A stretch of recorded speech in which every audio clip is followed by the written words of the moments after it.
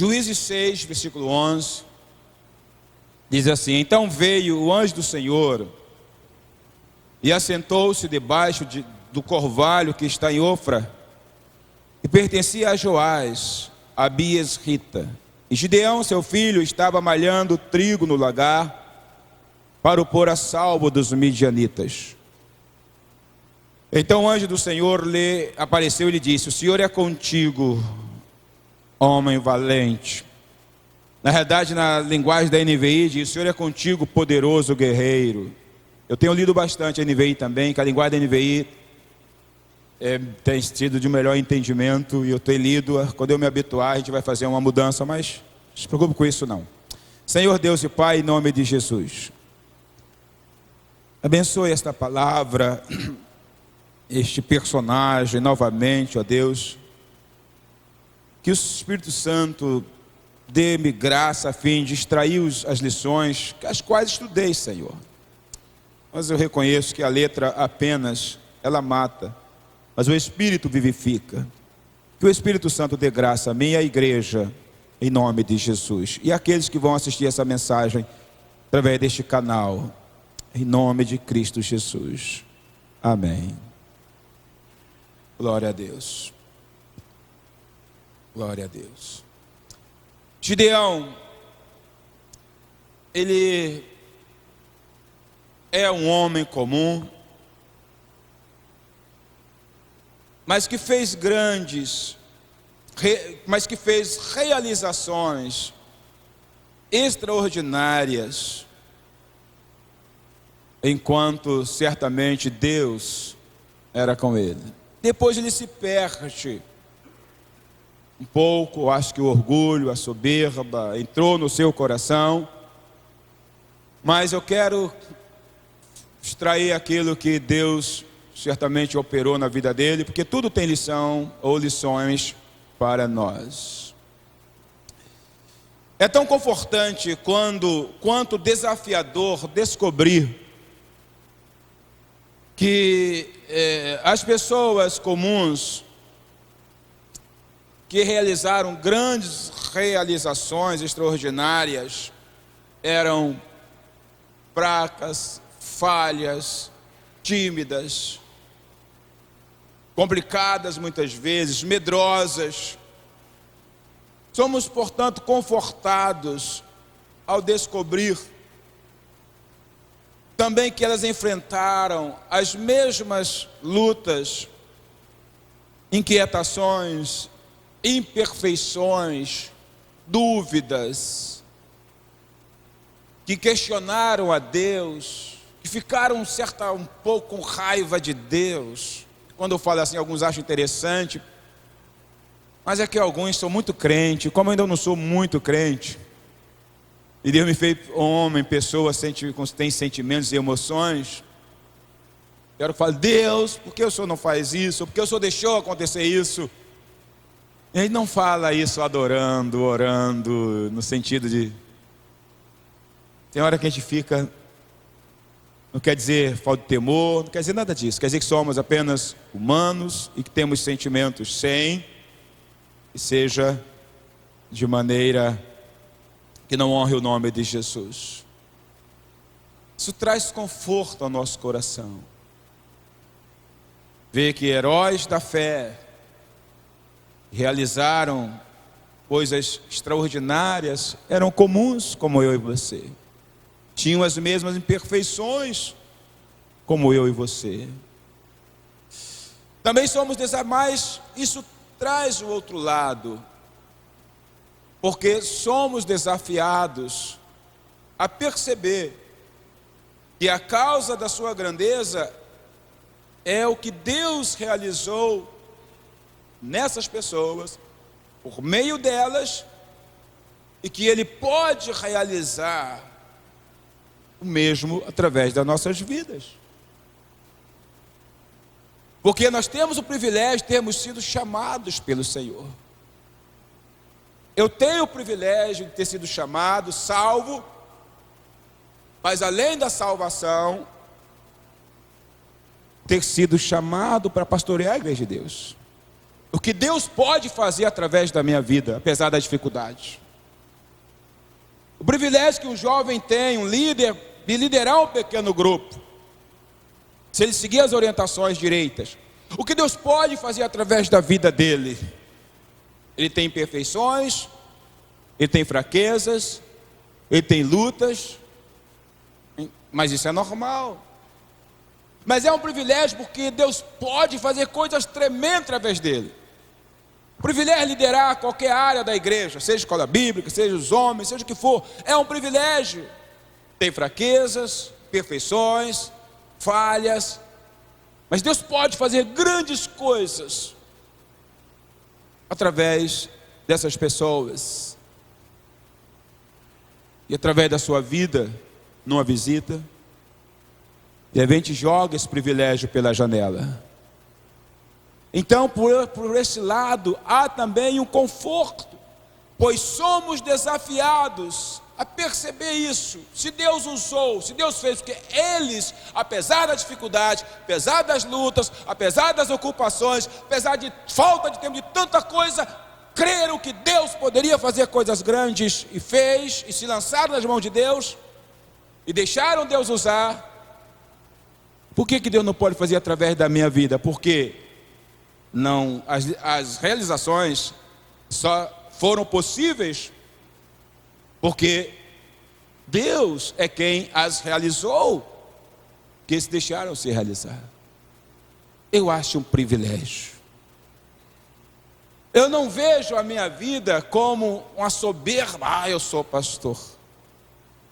Eu vejo como um privilégio que Deus me deu de ser um instrumento, se colocar de tal maneira que Ele possa fazer coisas grandes através da minha vida, as realizações através da minha vida. Por isso eu não rejeito nenhum desafio que Deus coloque diante de mim. Nenhum. Se Deus tiver outro desafio para mim, além disso aqui, eu aceito. Porque as realizações não são minhas. As realizações são de Deus. E eu não vou baixar a cabeça. Eu não vou me render às dificuldades, a pessoas, por esse privilégio. Então, líder, seja ele o líder do berçário, um exemplo. Ele tem o privilégio de ter sido escolhido para Deus fazer grandes coisas. Cada um conforme o seu chamado, obviamente. Então, quando eu vejo um líder jogando a oportunidade fora, quando eu vejo um líder empurrando um pequeno grupo, alguma coisa com a barriga, eu fico triste, porque ele não sabe que ele tem o privilégio de, apesar de todas as dificuldades, deixar Deus fazer grandes realizações. Portanto, Deus pode fazer o mesmo conosco, se estivermos dispostos a deixar Deus fazer.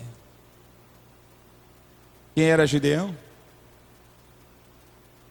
Ele é um exemplo bíblico clássico de uma pessoa comum, mediante a qual Deus realizou coisas extraordinárias. De um homem com a autoestima baixíssima, vivendo uma opressão terrível. Mas ele teve esse privilégio. Ele se colocou nas mãos de Deus. Deus o chamou de poderoso guerreiro. Mas nós vamos aprender que a tradução hebraica da Septuaginta fala que o poderoso guerreiro ali é Deus. Diz assim, o poderoso guerreiro é contigo. A gente vai ver que o poderoso guerreiro é Deus, e Ele é conosco. Mas a gente às vezes esquece disso. Deus nos levanta, nos dá responsabilidades, confia em nós. E a gente às vezes faz mal. Poderoso guerreiro. Glória a Deus. Glória a Deus.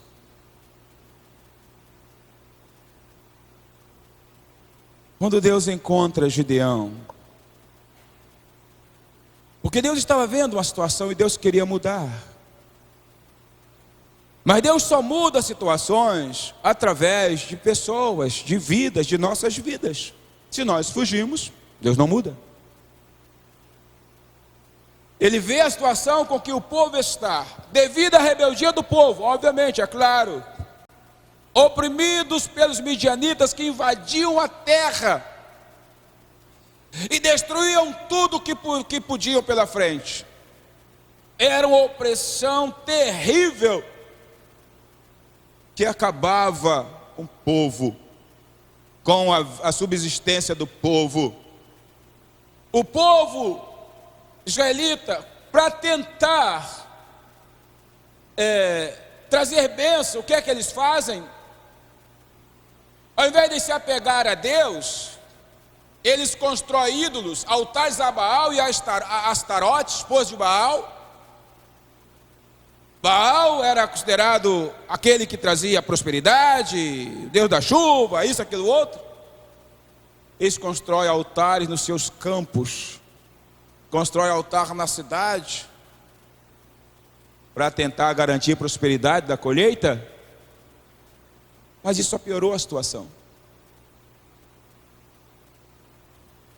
Fuga não ajuda nada, só piorou a situação.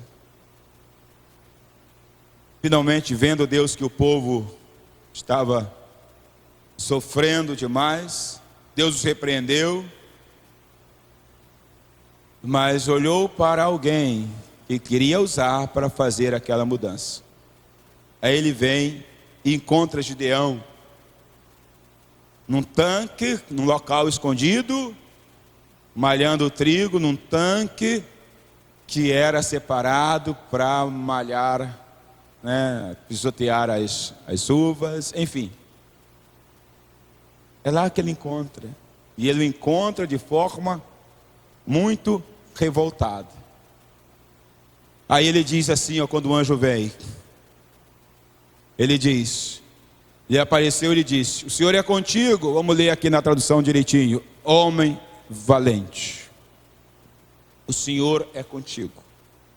Portanto, a primeira chave das 6 que encontramos para a realização do impossível é um chamado inconfundível a uma pessoa que enfrenta circunstâncias adversas. Eu não sei porque Deus tem uma mania, na maioria dos casos, chamar gente que só está com problema para assumir a sua obra, para fazer coisas no seu nome. Essa é a primeira chave, é um chamado de Deus. Você só pode mudar alguma coisa se Deus estiver com você, se Deus te chamar. Então, aqui há um chamado inconfundível, a quem é uma pessoa que estava como? Enfrentando situações adversas, terríveis.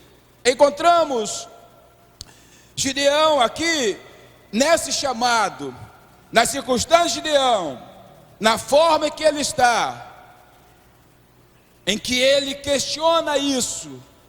Nós aprendemos aqui algo interessante, porque destrói o mito, o chamado de Gideão para mudar aquela situação, destrói o mito de que algumas pessoas não são qualificadas para a grandeza, destrói o mito de que algumas pessoas não são capacitadas, de que tem que ser os melhores, os que não têm problemas. Se joga por terra, porque o cara mais inadequado para trazer essa mudança mediante Deus na vida dele era Gideão.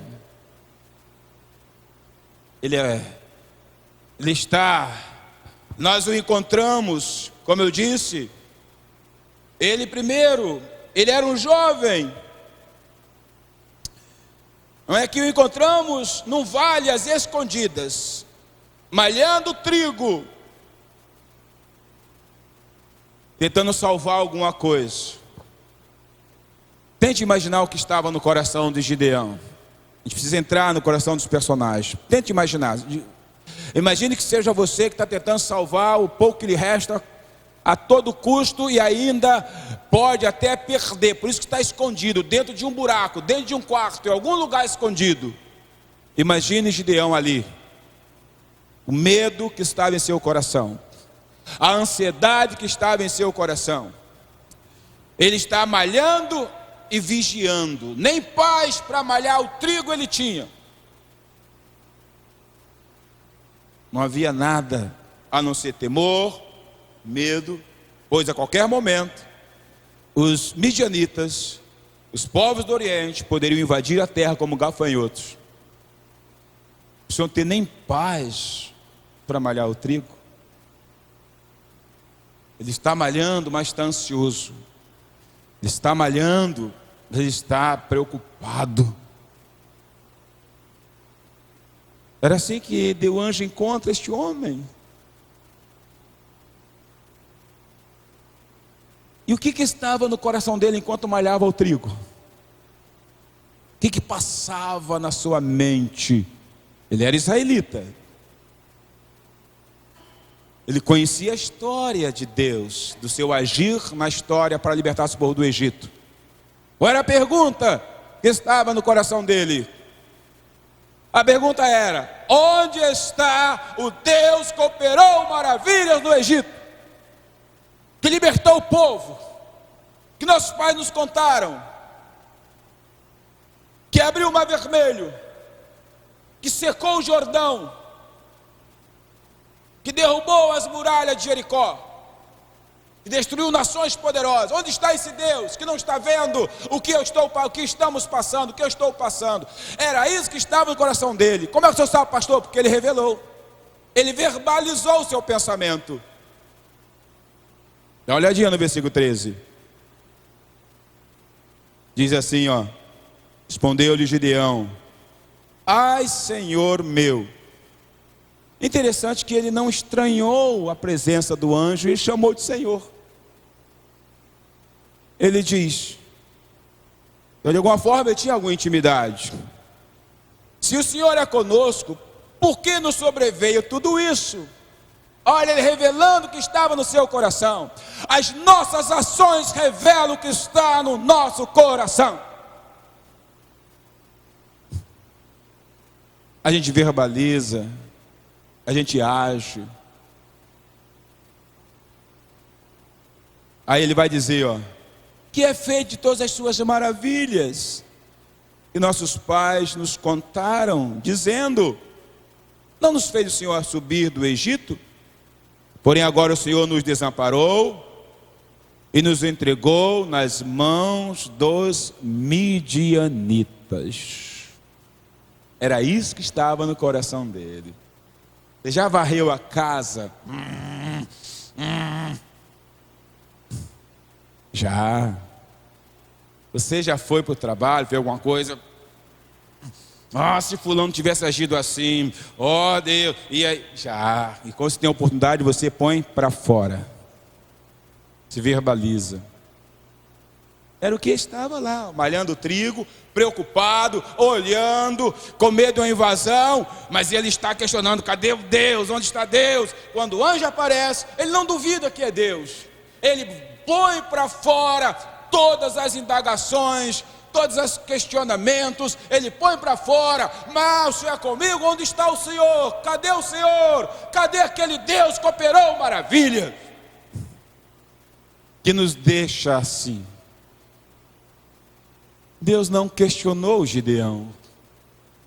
Quanta gente traz uma culpa que Deus não lançou sobre nós, porque Ele sabe a pressão que vivemos. Mas aí vem gente e joga um fardo em nossas costas, e a gente fica com a falsa culpa. Eu já fiz muitos gabinetes e atendi muita gente. Bastou só 3, 4 palavras que mudaram a vida da pessoa. Por quê? Trazia falsa culpa.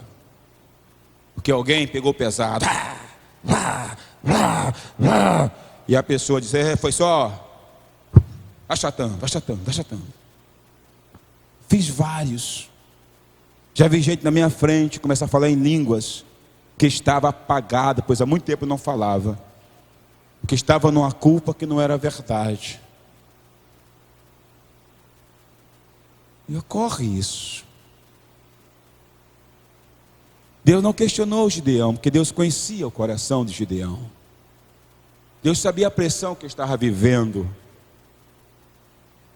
E Deus também não disse que Deus antes o repreendeu, pois Deus não ignorou as falhas deles que levaram àquela situação. E a gente apanha e assume uma culpa que não tem. Deus não falou, Deus ignorou tudo isso, Deus não disse, é verdade, mas não. Ele sabia que a história não podia mudar. Ele era Deus, tinha feito e tinha poder para fazer. Cuidado com aqueles que vêm e jogam tudo, te faz sentir culpado, e você começa a carregar um peso que Deus não colocou sobre você. Onde está Yahvé, o Deus que opera maravilhas, que guiou o povo à terra prometida? Onde Ele está? Só faltou o anjo responder, né? Está aqui, mas não precisava. Estava ali. Nada poderia estar mais longe da imagem que Gideão tinha de si mesmo. Ele estava com a imagem negativa dele, mas ele era um homem que Deus queria usar. Como eu disse no original, eu fui dar uma pesquisada, na Septuaginta, no original hebraico diz mais assim, essa afirmação que traz a NVI, poderoso guerreiro, não se refere a Gideão, mas ao próprio Senhor. Ela traduz assim, o Senhor que é valente e poderoso é contigo.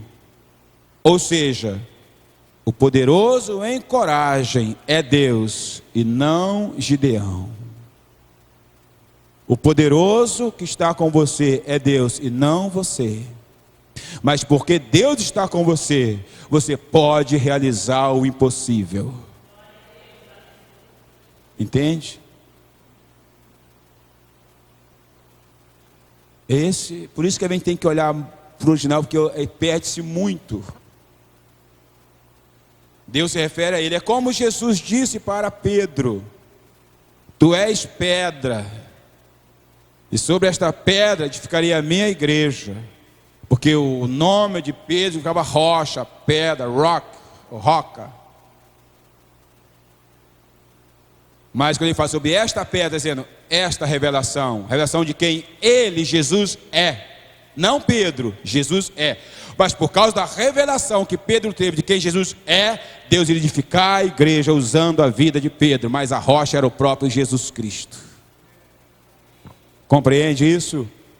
O poderoso guerreiro é Deus e não Gideão. Então a tradução correta é: o Senhor que é valente e poderoso guerreiro é contigo. Portanto, o poderoso em coragem é Yahvé, não é Gideão. Por isso que ele vai dizer: já que eu sou contigo, você vai destruir todo mundo como se fosse um só. Mais à frente, já que eu estou contigo. E a gente fala, não, Deus é comigo. Será que as nossas ações não mostram isso? As nossas ações anulam aquilo que nós falamos, o que nós falamos. Será? Já que eu sou contigo. A visitação divina a Gideão tem o objetivo de lembrar a ele a grandeza de Deus. Todas as lutas que você passa têm o objetivo de te lembrar que Deus é grande, não é você. Que Ele pode sustentar, que Ele pode fortalecer, que Ele pode te dar graça para você continuar a caminhar no que Ele colocou na tua mão, que Ele é com você nessa situação, que Ele é com você na sua família, que Ele é com você onde você estiver. Toda tribulação, toda visitação divina tem o objetivo de nos fazer lembrar a grandeza de Deus, principalmente quando estamos atravessando a adversidade. Portanto, repito, a visitação a Gideão, a visitação divina a Gideão, tinha e teve o objetivo de lembrar a ele que Deus é grande, que aquele Deus que ele ouviu falar no Egito continua sendo Deus grande, continua sendo todo poderoso, e o poderoso é com você, o poderoso era com ele, não importava a situação dele, o poderoso era com ele. Não é para engrandecer Gideão, é para mostrar para Gideão: volta a olhar para mim como um Deus grande. Mas a gente fica na cabeça.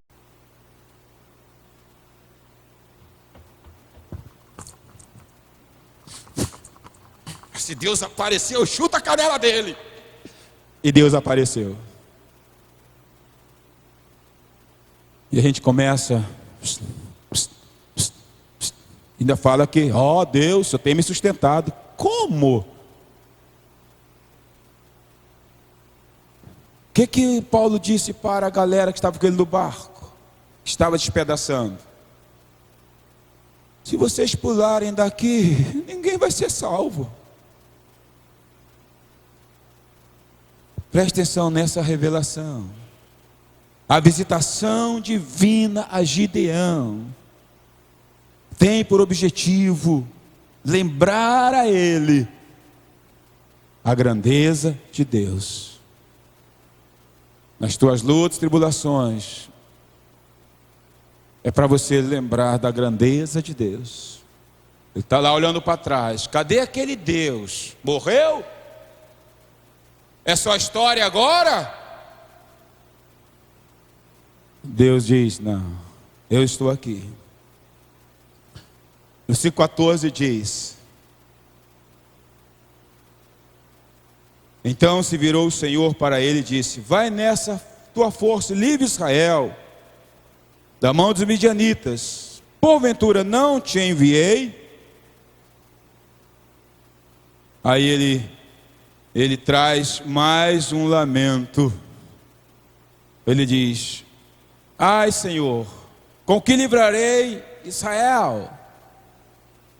Eis que a minha família é mais pobre em Manassés, e eu menor na casa de meu pai.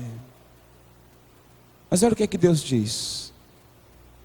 Tornou-lhe o Senhor: já que eu, o poderoso guerreiro, o valente, estou contigo, o que ele diz? Ferirás como se fosse um só homem. Se Deus estiver com você, se você acredita que o poderoso valente, o guerreiro, o Yahvé, não você, é poderoso, está com você, você pode passar por qualquer situação, se você acreditar. Apesar do lamento e do choro de Gideão, até de acusar o Senhor de ser o culpado por toda aquela situação, Deus não critica Gideão. Eu já disse a razão, mas tem outra razão. Ele olhou não para o homem frágil, o homem que está sob pressão, o homem que está com os nervos à flor da pele, assustado, ansioso. Ele olha para o homem de fé que Gideão se tornaria.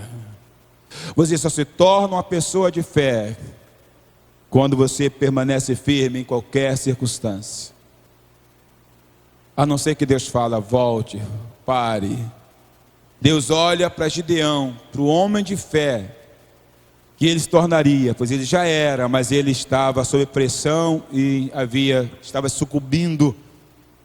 Ele olha para o Gideão lá na frente, para o Gideão derrotando uma multidão de inimigos com 300 homens, para o Gideão perseguindo, para o Gideão firme. Ele olha para o Gideão de fé, do Gideão que seria restaurado.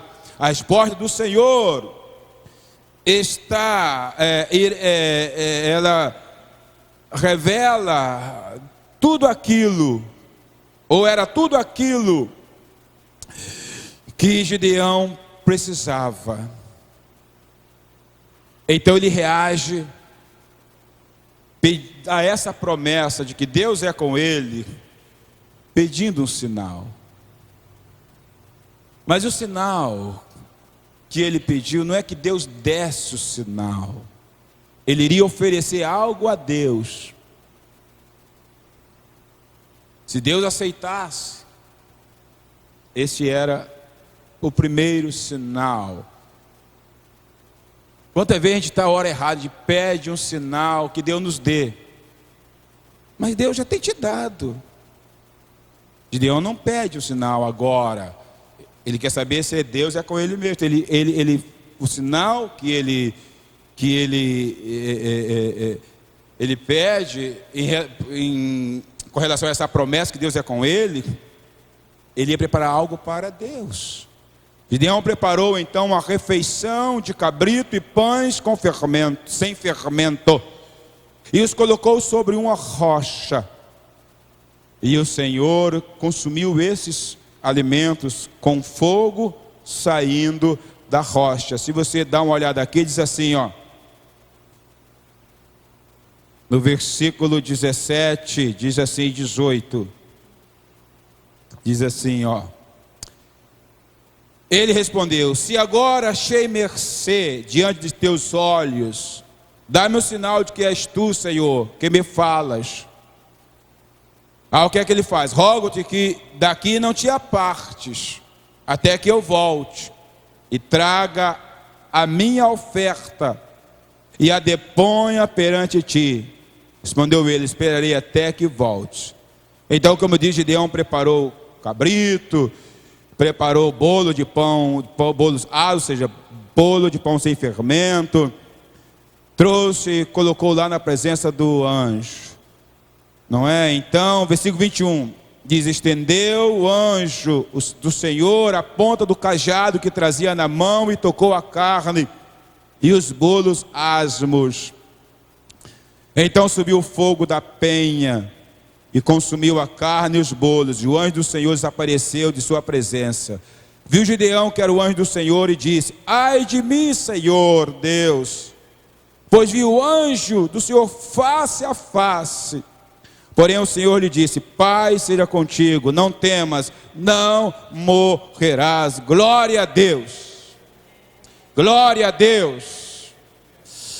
O anjo consumiu. Quanta vez tiver: Senhor, o Senhor é comigo, dá uma troveja aí, Senhor, faz um relâmpago, zum! Está errado. Deus é comigo, senão não estaria vivendo o que estou vivendo, ou suportando.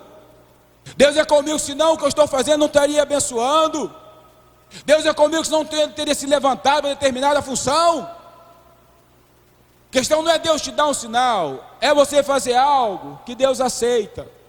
E quando você faz algo que Deus aceita, é a maior comprovação de que Deus é contigo.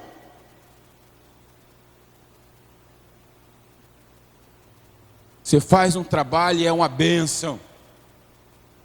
Você faz um culto, não um culto normal, rotineiro, no calendário semanal da igreja, não estou falando disso. São aqueles cultos que você faz tempos em tempo, ou uma visita, uma coisa é uma bênção. Deus é contigo, senão não estaria te abençoando.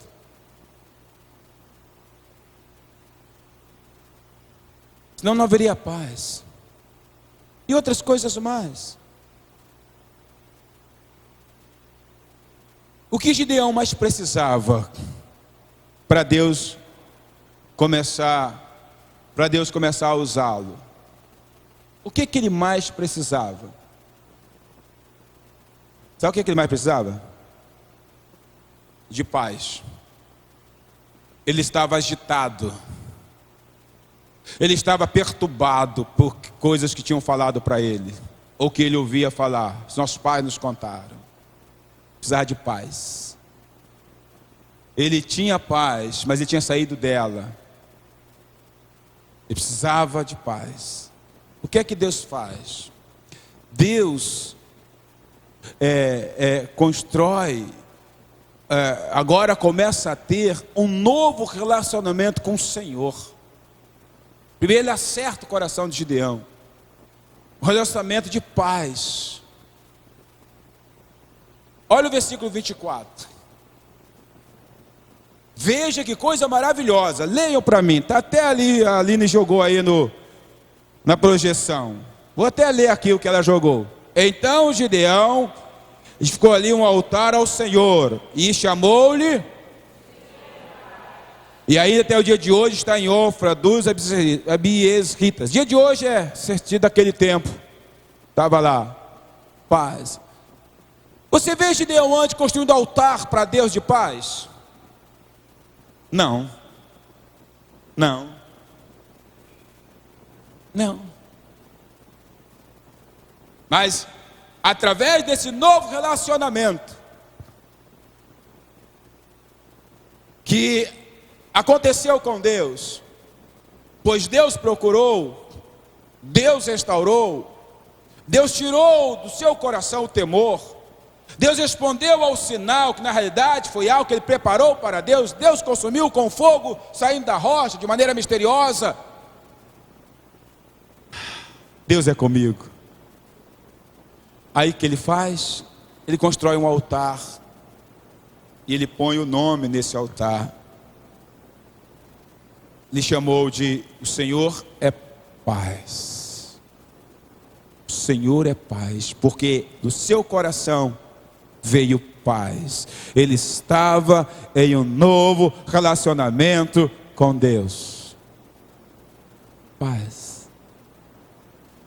Meus irmãos, Deus não trabalha em coração agitados. Você sabe como Deus curou Elias e falou: cara, ainda não acabou o trabalho para você, você ainda tem muito o que fazer. Você sabe como? Primeiro veio manifestações da natureza, mas vento forte que arrebentava tudo, terremoto, tremeu, fogo, uma coisa terrível. Elias ficou lá, ó. Aí daqui a pouco o que Deus faz? Vem um vento cicio, uma brisa da manhã. Elias então sai. E Deus vai conversar com Elias. O que Deus disse para Elias? Elias disse: basta, não quero ser mais profeta, quero morrer, não sou melhor que meus pais, eu pensei que era alguma coisa, blá, blá, blá. Ele foi chorando e Deus... Ele ainda quis falar: Senhor Deus, fique quietinho aí, meu filho. Volta ao caminho. Primeira palavra: volta ao teu caminho. Você sabe o que é isso, irmão? Quantas vezes nós não confiamos em Deus, confiamos muitas vezes em coisas que ouvimos em homens e tal, e saímos do caminho de segurança que estávamos. Volta ao caminho. Será que tem alguém aqui que está fugindo do caminho de Deus? Ah, mas Jezabel quer me matar. Volta ao caminho. Quem cuida de Jezabel sou eu. Volta ao caminho. Quem cuida dessa situação sou eu. Quem cuida dessa pessoa sou eu. Mas ele disse mais: vai lá e unge Azael, rei sobre a Síria. Vai lá e unge Jeú, rei sobre Israel. Vai lá e unge Eliseu, profeta, em teu lugar. Ah, Elias, esqueci de falar. Você está reclamando aí que ninguém é fiel, só você, né? Você está enganado, Elias. Eu conheço os corações. Tem 7.000, Elias, que não se curvou a Baal. E Elias, como é que Elias morreu? Jezabel atravessou ele, não atravessou? Arrancou-lhe o pescoço, não arrancou? Como é que Jezabel morreu? Quem sabe? Ninguém sabe. Ninguém sabe se Jezabel morreu? Foi arrebatado no carro de fogo, não foi? Jezabel foi arrebatada. Só foi para o inferno. Na verdade não foi arrebatada, foi lançada. Jeú, que Deus tinha levantado para exterminar o baalismo em Israel, estava repassando o rodo em toda a descendência de Acabe. Aí dirigiu-os para Jezabel. Quando disseram, Jeú, vem aí, Jezabel foi lá, tomou um banho, jogou perfume, pintou aquele negócio em cima do olho, pintou esse negócio aí, passou um batom caprichado, e foi lá. Crente que ia ter um momento lá, love com Jeú. Jeú chegou, ela saiu toda pintada. Jeú disse, quem é por mim? Eu. Pega essa maldita e joga prédio abaixo. Pegaram Jezabel e lançaram lá de cima. Ela caiu e disse que o sangue salpicou até as pessoas que estavam ao seu redor. E depois pegaram um caixão daquele de Michael Jackson. Ih, não pode falar o nome de ninguém, mas tudo bem. Aquele de ouro. Foi isso que botaram lá dentro? Jeú foi tomar umas e outras. Vê lá aquela maldita sepulta que é filha de rei. Quando chegou lá, o que tinha acontecido? Cachorros tinham devorado, só tinha osso. E Elias? Como é que Elias morreu? Vocês sabem como Elias morreu? Quem sabe? Tá esperto, ele não morreu. Elias foi arrebatado. Presta atenção, meu irmão, volta para o teu caminho. Para de temer o homem. Para de diminuir Deus. O Deus que abriu o mar vermelho é contigo. O poderoso Yahvé é contigo. Não é você que é valente, é Deus. E Ele promete te dar força. Para de fugir, de correr.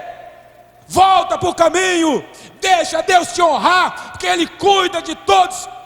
E Ele é justo para com todos. É tão justo que Ele traz a justiça, mesmo que seja dolorosa. Mas se for dolorosa, é justo, porque Deus é justo. Volta para o caminho. Ele restaurou a paz de Gideão. Preste atenção. Essa paz era a preparação que capacitaria Gideão a viver sem medo em meio ao conflito. Se você está com medo, você está sem paz. Se você está em conflito, está com medo, você está sem paz. Você precisa restaurar essa paz com Deus. E não é sujeitando a pessoas, não. É sujeitando ao Espírito Santo. A Bíblia diz que o perfeito amor lança fora o medo. Está falando dessa comunhão de confiança em Deus. Ele precisa restaurar, tirar o medo do coração de Gideão. E ele tirou. A paz do Senhor nos prepara para enfrentarmos os desafios desse mundo, na obra do Senhor, em nossa vida pessoal, em qualquer ambiente que Ele nos colocar. É a paz. Você tem que ter paz. O conflito iria acontecer. A luta, a batalha iria acontecer.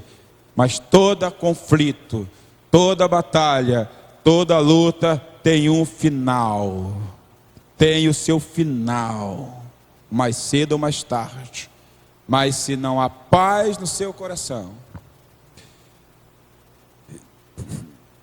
é porque você, se há conflito interior, porque você não está com paz com Deus. Talvez te falte levantar um altar. Talvez falta voltar para o caminho. Talvez falta se render ao Senhor.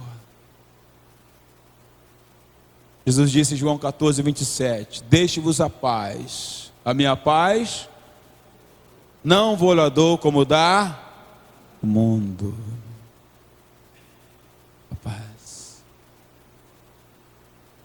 Se há medo, conflito, não tem paz. Foi isso que Deus restaurou. Tanto restaurou, que eu não sei se há quanto tempo Gideão não levantava o altar ao Senhor. Talvez nunca tenha levantado. Tanto restaurou que ele levantou um altar e deu o nome: o Senhor é paz. O Senhor é paz. O nome que ele deu. Estava em paz. Com esta paz estava preparado para enfrentar o conflito, a batalha e tudo que tinha pela frente.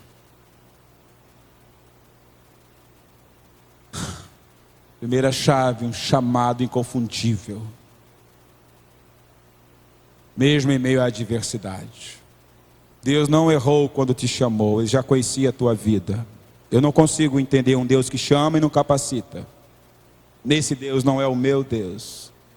Que chama e não sustenta, não é o meu Deus. É qualquer um, menos o que eu creio. Você pode até crer, eu não acredito.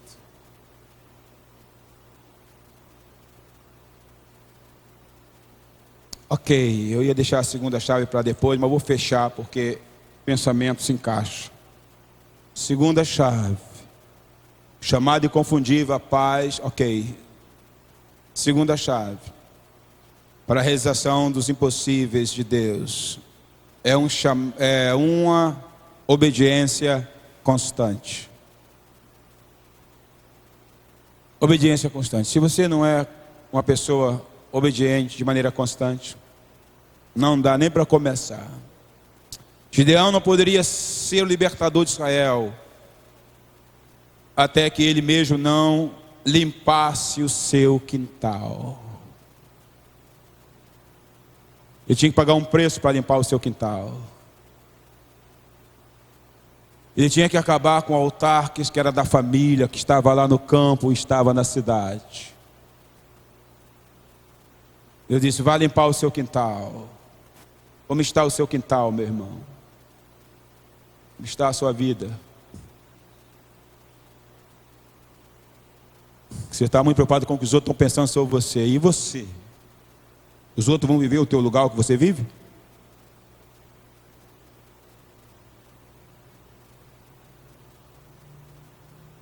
Vá limpar o seu quintal, Gideão. Pegue 10 homens. Derrube o altar que está construído a Baal, lá no teu campo. Não está escrito, mas tinha que derrubar lá. E na cidade que teu pai levantou.